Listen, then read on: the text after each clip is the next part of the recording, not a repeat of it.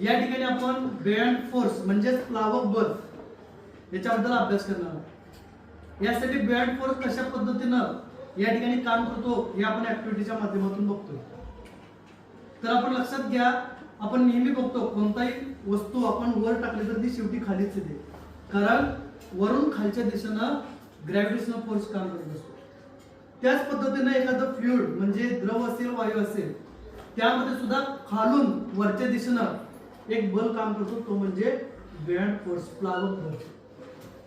म्हणजे आपण एखादं एक्झाम्पल बघितलं, आता ही पूर्ण भरलेली बाटली आहे, ही पूर्ण भरलेली बाटली आपण या पाण्यामध्ये सोडली तर ही बाटली पूर्णपणे तळाशी जाते। मग आता या ठिकाणी हा बेअँड फोर्स काम करतो का? नाही। का करत नाही? कारण त्या वस्तूचं वेट हे बेअँड फोर्स पेक्षा जास्त आहे, म्हणजे त्या वस्तूचं वेट त्या बेअँड फोर्स वर काय करते? मात करते, म्हणून ती वस्तू तळाशी जाते। हे झालं पहिलं कारण। दुसरं कारण बघा, ही बाटली नेहमी भरलेली, मग ही वस्तू काय होते बघा, ही बाटली नीट तळाशी जात नाही आणि नीट पाण्यावर तरंगत सुद्धा नाही, बरोबर मध्ये राहते। याच्या पाठीमागचं रिझन काय आहे?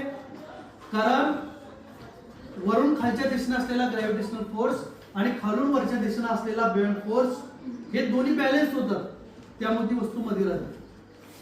आणि जर आपण यातलं पूर्णपणे पाणी कमी केलं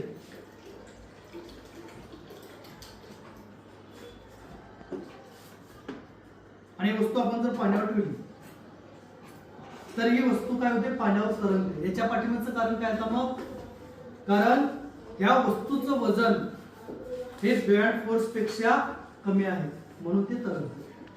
म्हणजे अशा पद्धतीने काय आहे, बेअँड फोर्स तीन पद्धतीने काम करू शकतो आणि त्याच्या तीन शक्यता आपल्याला बघायला मिळतात। लक्षात आलंय? अंडरस्टँड?